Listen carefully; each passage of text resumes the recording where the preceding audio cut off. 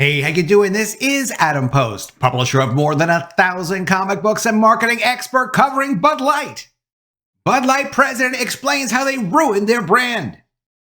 Let's get into the story. Before we do, please be sure you are subscribed to the channel. Click the bell for notifications. Give me a thumbs up. I really appreciate you guys. Bud Light partnered with transgender activist Dylan Mulvaney for a March Madness promotion in a move that immediately sparked outrage among the brand's core customer base, because Dylan Mulvaney didn't even know what March Madness was at the time. The backlash was swift and severe, with consumers calling for boycotts, celebrities like Kid Rock publicly protesting, and sales plummeting within weeks. Bud Light, once the top-selling beer in America, so its market value dropped by billions, losing its dominance in the beer industry almost overnight. Anson Frericks, a former president for distribution for Bud Light, explains that the Dylan Mulvaney controversy was not an isolated mistake, but the result of years of poor choices at the company. Since the 2008 takeover by Belgian-based InBev, Bud Light shifted away from its American branding, focusing instead on corporate efficiency over consumer loyalty. It was all about cutting costs. It was all about getting a return on their investment.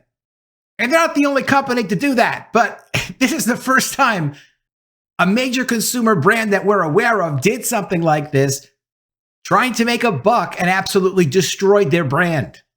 Marketing missteps such as the Up for Whatever campaign, which actually did get them in trouble because it implied inappropriate relationships between people that drank too much. Let's just put it that way.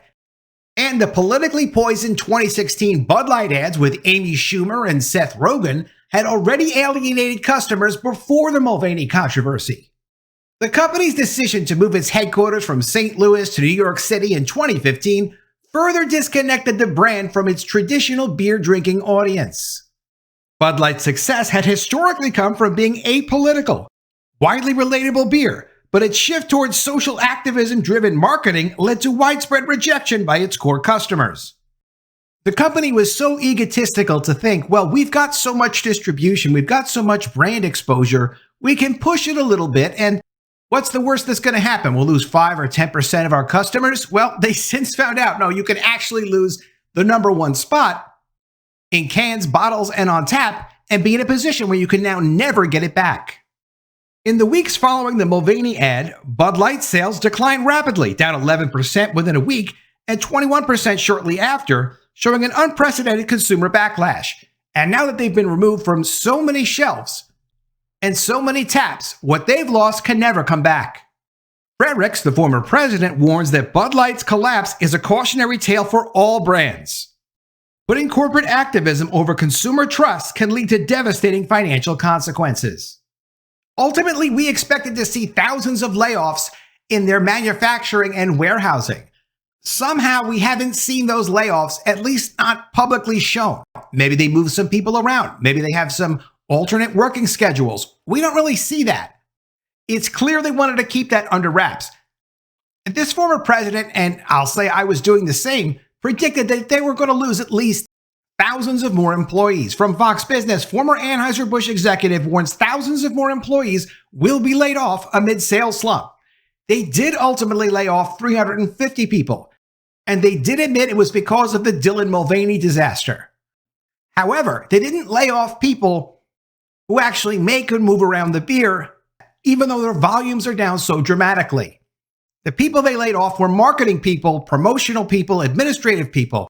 Anheuser-Busch InBev, the parent company of Bud Light, announced it would lay off about 350 employees, or less than 2% of its corporate staff, across the U.S. So they trimmed the promotional people. A lot of those people no doubt deserved it, but somehow kept the people who make the beer, even though they're not making nearly as much beer as they used to. From the New York Post, how the decline of Budweiser was decades in the making. On April 1st, 2023, controversial transgender activist Dylan Mulvaney took to Instagram to advertise Bud Light beer as the brewer promoted its tie-in for the National Collegiate Athletics Association's March Madness basketball tournament. In the clip, Mulvaney sat behind cans of Bud Light, sipping from one while pushing a competition to win $15,000, and at the same time declaring complete ignorance as to what March Madness was about and even what sport it involved.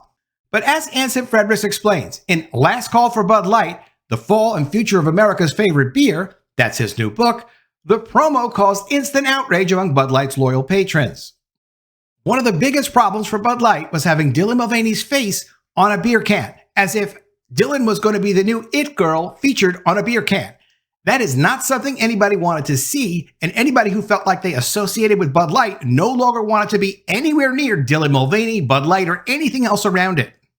Quote, customers called for boycotts, celebrities chimed in. Kid Rock was among the first to do so, posting a video of himself shooting a stack of Bud Lights with a rifle, saying F Bud Light and F Anheuser-Busch. In 1989, Frericks watched the Super Bowl between his hometown team, the Cincinnati Bengals, and the San Francisco 49ers, a game also dubbed the Bud Bowl, as it was the first time company Anheuser-Busch and its two largest brands, Bud and Bud Light, produced an ad specifically for the Super Bowl that would not run after the Super Bowl. Frericks states, although I was not legally able to drink, I knew Budweiser and Bud Light were cool. Knowing the latest commercials and catchphrases bought social currency at the lunch table. Since Frericks couldn't legally buy or drink the beer, he did the next best thing. He bought Bud Light neon signs and bottle openers and commemorative steins. Quote, I decorated my room like a sports bar, he recalls. When he graduated from Yale in 2006, Frericks took a job in Boston, sharing a loft apartment with two other guys and their own keg, quote, that exclusively served Bud Light. It seemed predestined that Frericks would end up working for his favorite brand, and in 2011, after Harvard Business School, he joined Bud Light's parent company. When sales of Bud Light peaked in 2008, making it the #1 selling beer in America, then owners of Anheuser-Busch were subjected to a hostile takeover from Belgian-based InBev, and the resulting $52 billion deal was not only the largest cash deal in history, but created the world's largest brewery, Anheuser-Busch InBev, or AB InBev. 12 years later, though, Bud Light would lose its title as America's most popular beer, and the company's decline was rapid and shocking. Frericks states, quote, I witnessed the brand evolve from one synonymous with Americana to one facing an identity crisis of its own making.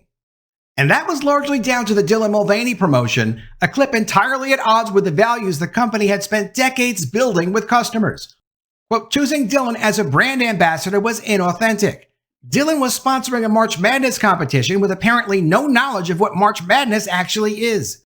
Authenticity was lacking, and so was logic. But the decision to use Mulvaney wasn't some spur-of-the-moment choice gone wrong. It was, says Frericks, the almost inevitable result of the AB InBev merger and how the two approach business. Anheuser-Busch, for instance, lacked financial discipline, but knew how to build brand loyalty. InBev, meanwhile, was hot on efficiency, but lacked the expertise to connect with consumers. Quote, in theory, the combination would build on the strengths of each, according to Frericks. In reality, the InBev culture won, and the brands ultimately lost. And the reason why is numbers are very black and white, and you have to make some qualitative decisions sometimes. It's not all just quantitative to say, okay, look, we know that the costs are kind of out of control here, but we do have these really important brands. So what costs could we really cut but not potentially damage the brands? Now, Bud Light was losing popularity anyway, as the world was changing and they hadn't really figured out how to reinvent the brand or get more people to follow the brand or open up any additional distribution or take the brand Bud Light and then take spin-offs and create new products out of it. They made some attempts to create some new products, but they didn't work out.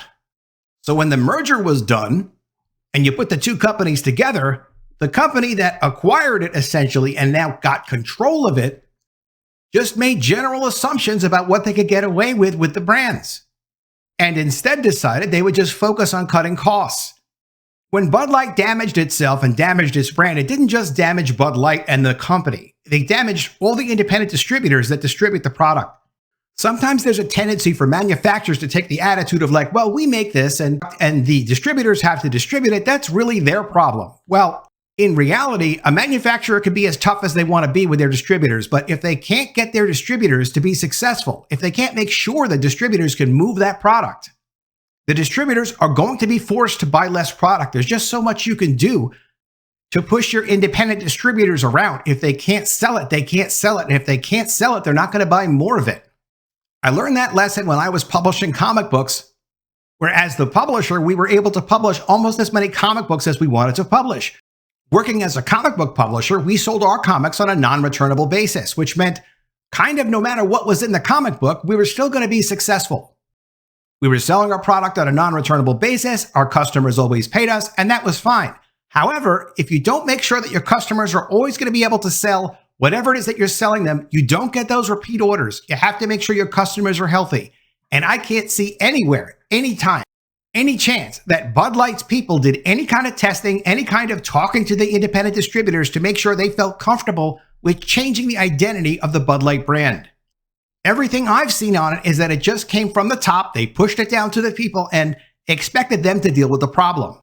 Moving the company headquarters from St. Louis to New York City in 2015, for example, changed the culture of the company beyond recognition. Quote, in St. Louis, AB was the company. Everyone in St. Louis wanted to be the Bud Man. Many people from across the country moved to St. Louis to be the Bud Man as well. In New York, AB was just another faceless corporation in a faceless building. There were changes in the beer's visual brand identity, huge turnover in management, and billions of dollars of debt taken on to fund acquisitions. Also in 2015, the conglomerate made a huge blunder with Bud's Up for Whatever campaign, where they printed 140 different slogans on their bottles. For the most part, the slogans were inoffensive. For example, quote, the perfect beer for busting out all 2 of your dance moves. But one slogan was disastrous. Quote, it stated, Bud Light was the perfect beer for removing no from your vocabulary for the night. That slogan caused the social media firestorm. Quote, the brand was accused of promoting assault culture by advocating for the removal of no, according to Frericks. While AB InBev recalled the bottles and issued an unequivocal apology, it failed to learn lessons. In 2016, another campaign, the Bud Light Party commercials, also strayed from the tried and trusted. Scheduled to run through the 2016 presidential election, they featured comedians Amy Schumer and Seth Rogen, known Donald Trump opponents, and highlighted issues like gender pay equality and same-sex marriage. Consumers were not impressed. Bud Light sales fell almost 5% in the first half of the year, failed to improve in the second, and then recorded its worst sales and share performance in the third quarter of 2016. Quote, and so an ad campaign that may have appeared unifying to New York elites, in fact felt out of touch and condescending to consumers in Red America. It's precisely why history repeated itself in 2023 when they hired Mulvaney, only this time it was worse. Quote, they say that learning in public is painful, but the lessons stick, according to Frericks. But for Bud Light, the learning might not have been painful enough. The week before the partnership with Mulvaney, Bud Light sales had declined by 1.6% compared to the prior year. For the week ended April 8th, sales were down 11%. By April 15th, sales were down 21%. As Frericks explains, Bud Light had become the #1 beer in the US because it had always been apolitical, and it was all those campaigns that focused on things that brought people together, like sports, music, and humor, that gained traction. Instead, the company lost millions of customers and shed billions of shareholder value. Frericks continues, quote, Bud Light has become the poster child of everything that's gone wrong with the stakeholder capitalism movement and large corporations going to war against perceived social injustices. Frericks says Bud Light's demise should remind other American brands to focus attention on their most important asset, the consumer. Quote, that will be good for the company, and it'll be good for millions of fans like me who count on the company to provide cold beer, good times, help when needed, and a beer half full outlook on life. Let me know what you think of all this in the comments below. Always love to see your ideas. Please be sure you are subscribed to the channel. Click the bell for notifications, give me a thumbs up, and I'll see you again soon with another story. And if I don't see you, I will miss you.